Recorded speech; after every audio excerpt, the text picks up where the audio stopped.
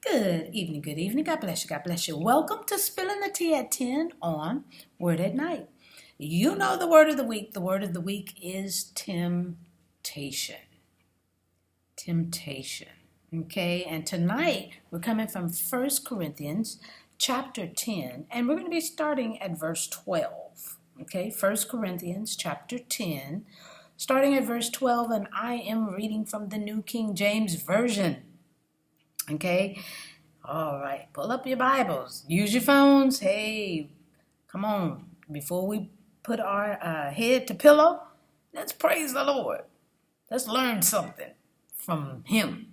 Okay, all right, listen.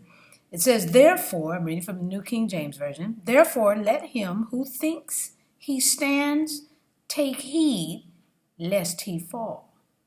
No temptation has overtaken you except such as is common to man. But God is faithful, who will not allow you to be tempted beyond what you are able, but with the temptation will also make the way of escape, that you may be able to bear it. My. I'm looking at the notes down here, and it says, Paul provides the Corinthians with a word of comfort. And y'all, when I saw that, I said, there's just some scripture that you have to say. Enough is said. I'm just spilling the tea at 10 on Word at Night. Wow. You guessed it, sipping on my tea.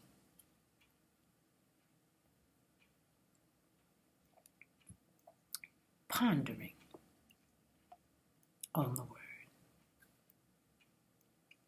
Wow. Let's pray. Gracious Father, we thank you for this evening. We thank you, dear Heavenly Father, that when we are tempted, what we really need to understand, it is never greater than anything beyond what we understand. It's never going to be greater than us.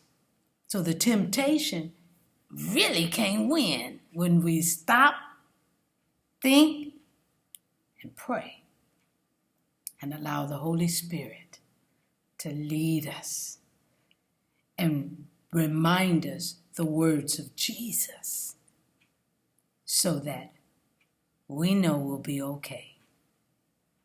We're just being tempted, and we don't have to say yes.